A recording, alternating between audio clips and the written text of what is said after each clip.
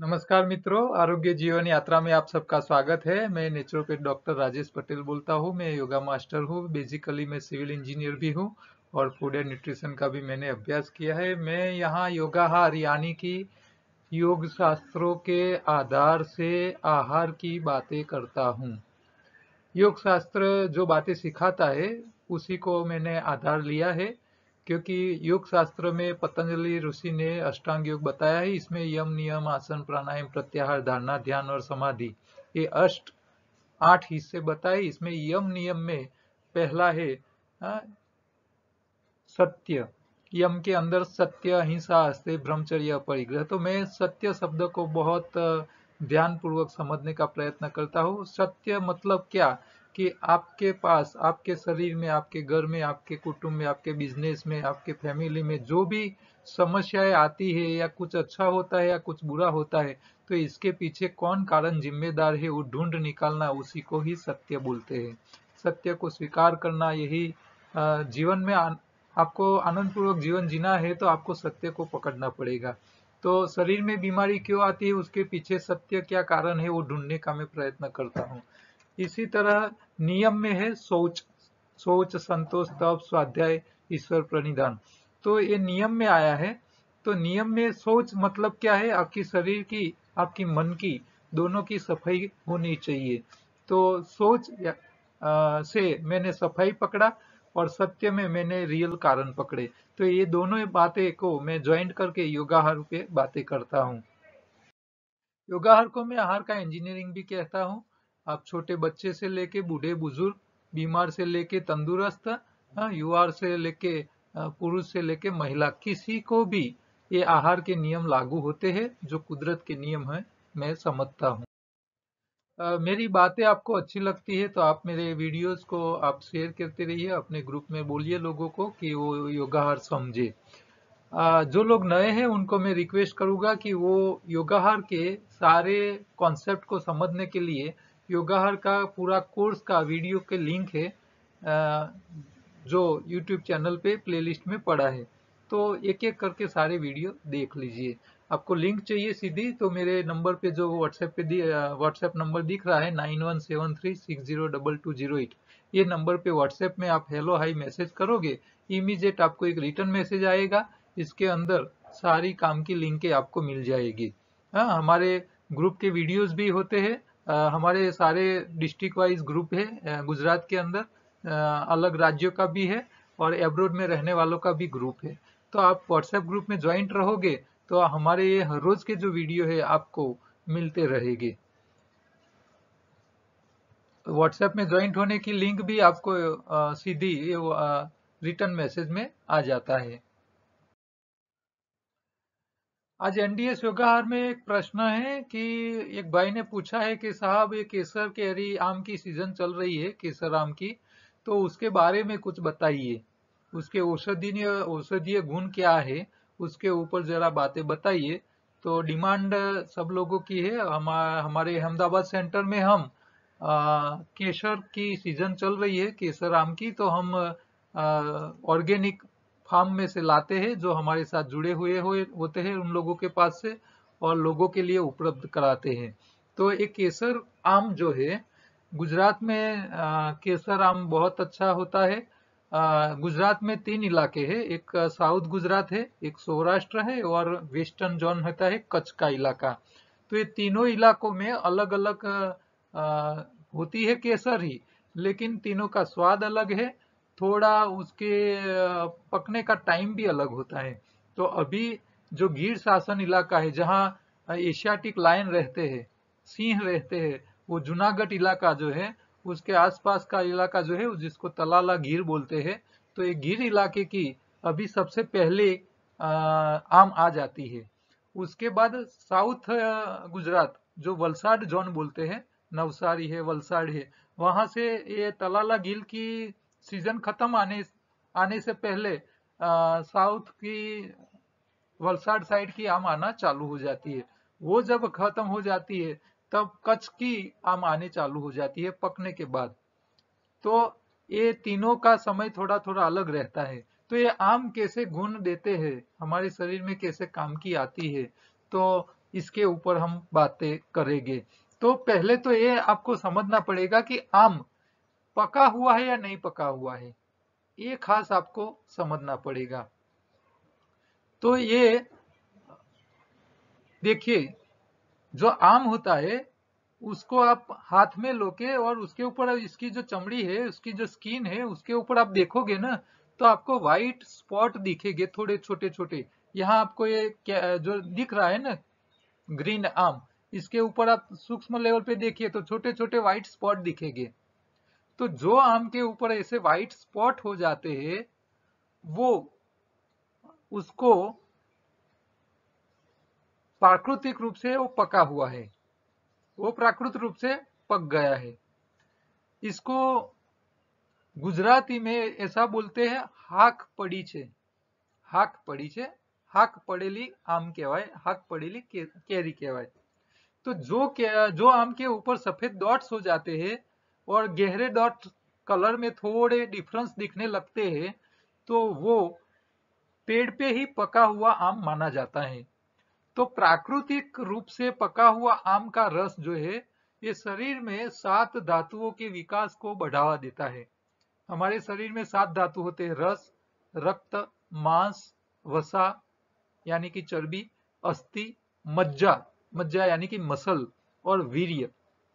तो फलों का राजा इसीलिए बोला जाता है क्योंकि वो सातों धातुओं को शरीर के उसको बढ़ाने का काम करता है।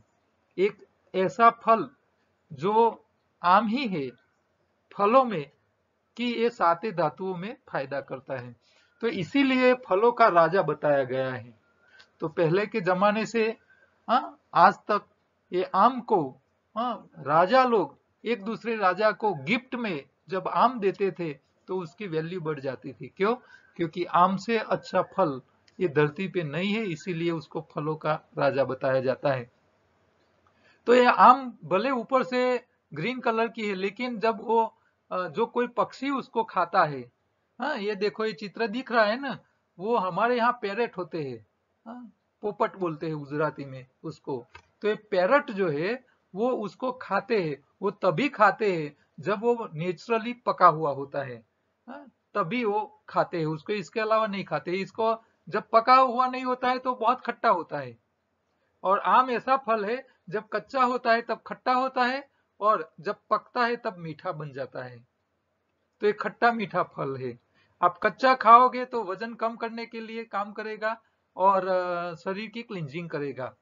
आप मीठा खाओगे तो ताकत देगा और शरीर के साते धातुओं को बढ़ाने का काम करेगा।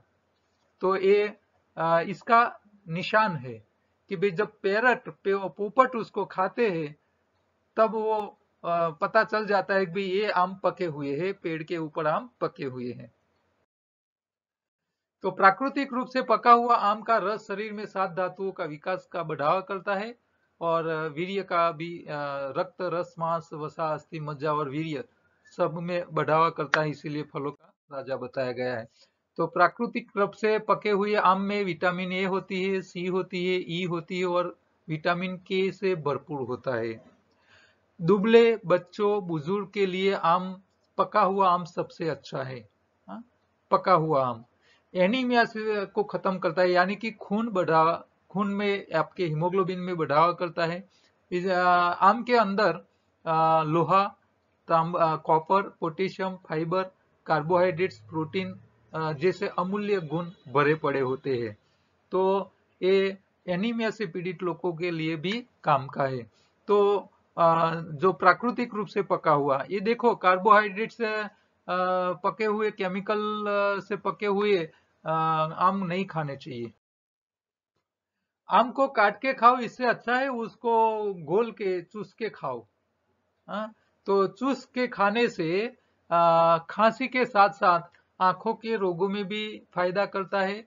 आम के रस के अंदर आप अदरक डाल दीजिए, या तो मुलेठी, या तो गुजराती में उसको जेठी मत बोलते हैं, और गाय का घी मिलाकर खाने से भी नेचुरल नींद आने में मदद होती है। आपको अच्छी ऊंघ, अच्छी नींद आती है।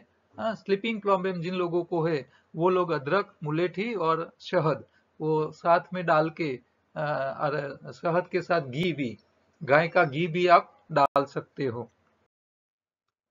पके आम जो है वो त्रिदोष माना जाता है, त्रिदोष हर माना जाता है, त्रिदोष को खत्म करने वाला।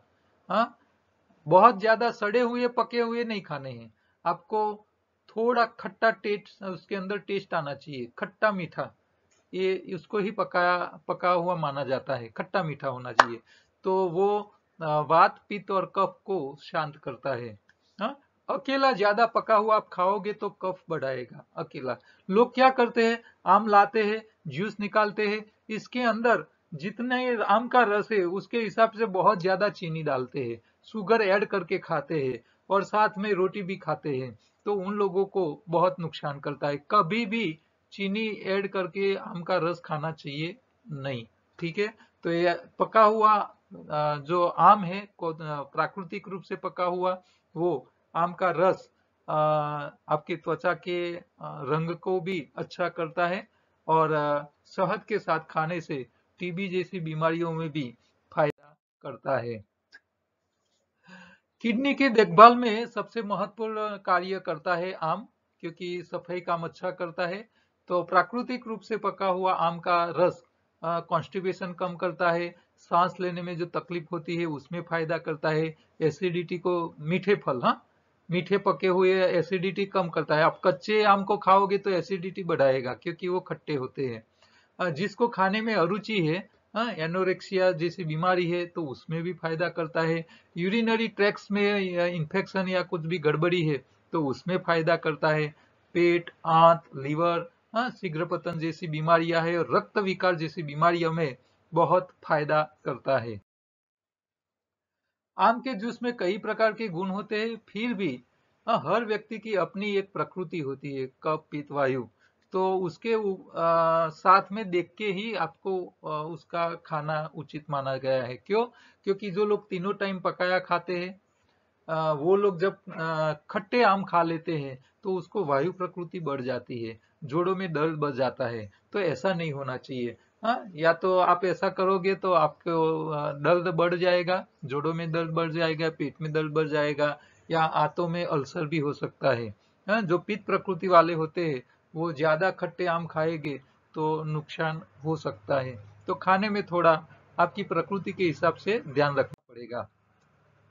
तो आज से आप प्राकृतिक आमों का सेवन कीजिए।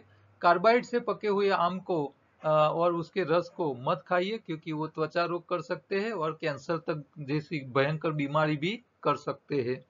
तो जो मार्केट में क्या होता है कि कच्चे आम फार्मर्स दे देते हैं और मार्केट में पहुंचते हैं और बिकते हैं, तब तक वो लोग क्या करते हैं, कार्बाइड के स्टोरेज में रख देते हैं, फिर केमिकल प्रोसेस से पका के मार्केट में बेचते हैं। तो ये बहुत गलत धंधा है। ऐसा पकाया हुआ आपको खाना नहीं चाहिए आम। ठीक है। दूसरा, डिब्बा बंद जो आम का रस मिलता है बाजार में, तो वो कभी भी नहीं खाने चाहिए, क्योंकि उसके अंदर केमिकल कलर्स डालते हैं वो लोग, साथ साथ में सैक्रिन भी डालते हैं जो बहुत सस्ती होती है। इसके अलावा चीनी भी डालते हैं जो रिफाइंड होती है, रिफाइंड चीनी, और वो बहुत हानिकारक है। तो आप आपकी जीवन शैली में थोड़ा बदलाव करें, नेचुरल आम पके हुए खाइए और जीवन भर स्वस्थ रहिए।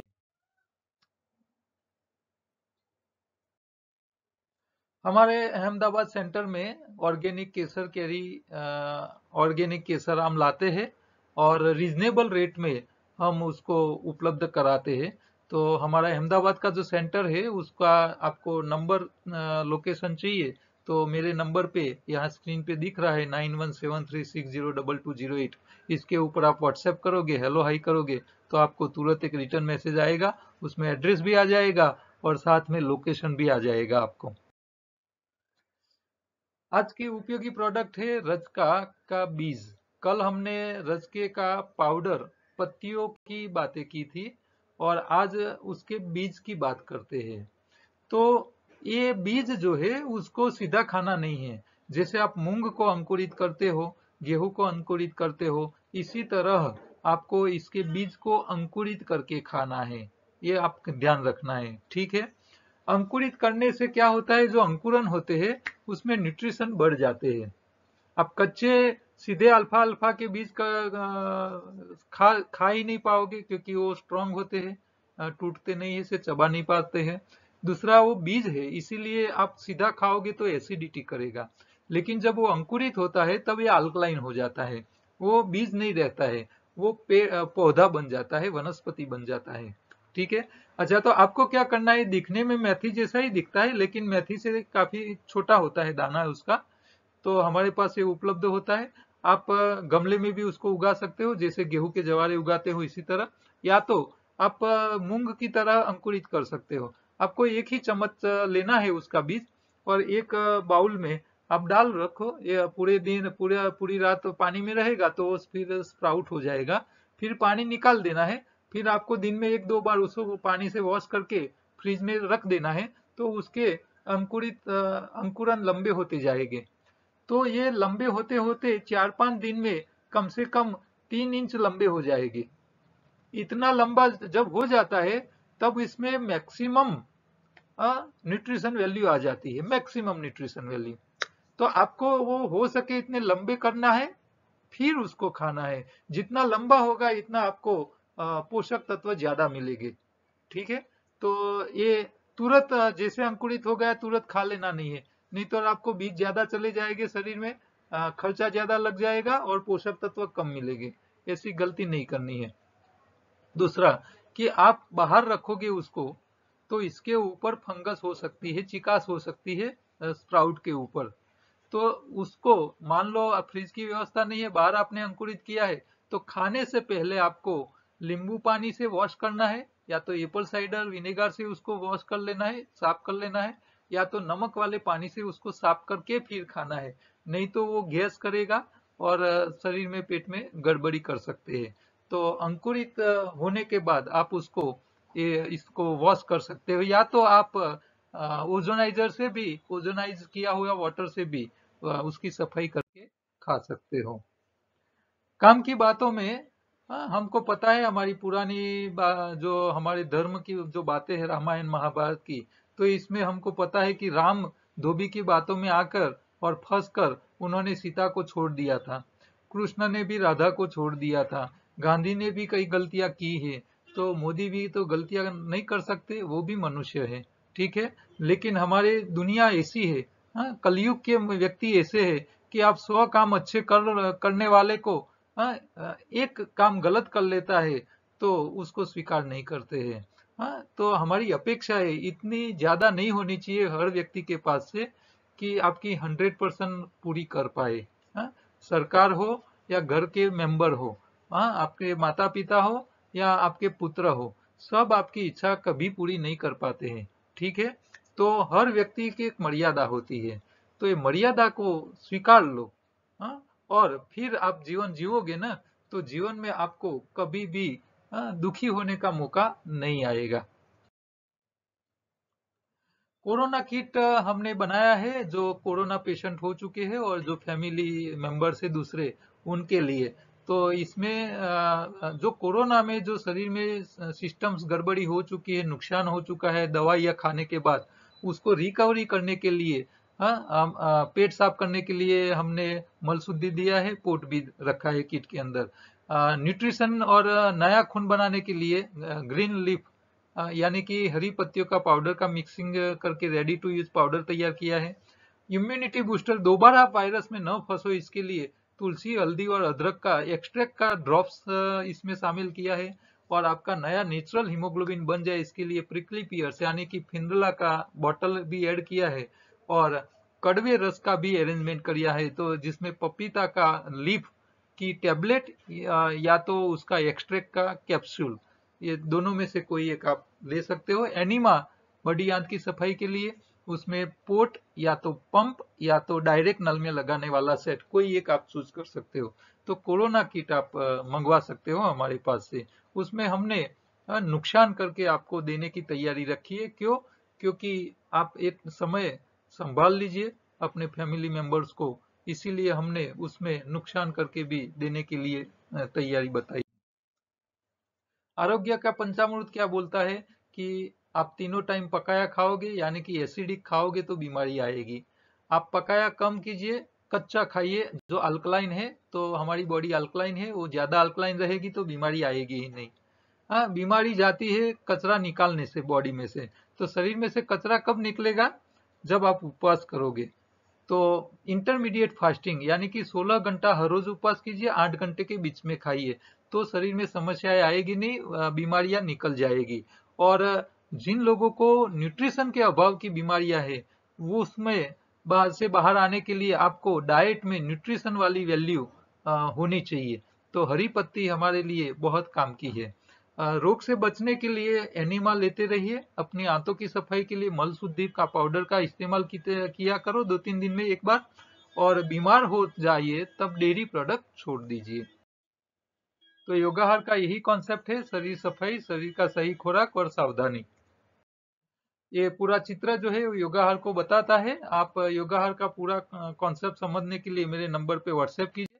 आपको एक रिटर्न मैसेज में ये सारी बातें के लिए वीडियो लिंक मिल जाएगी। योगाहार को समझने के लिए किंडल अमेजोन पे ई बुक भी अवेलेबल है। और हमारी फूड विद लाइफ की दूसरी यूट्यूब चैनल है, जहां आपको अच्छी अच्छी खाने पीने की चीजें मिल जाएगी। और एक छोटा सा मैसेज, आप कहीं भी कुछ प्रिंट करवाते हैं तो करवाइए, इससे लोगों का भला होगा। कल दोबारा दूसरी काम की चीज बातों के साथ दोबारा मिलेंगे। तब तक नमस्कार।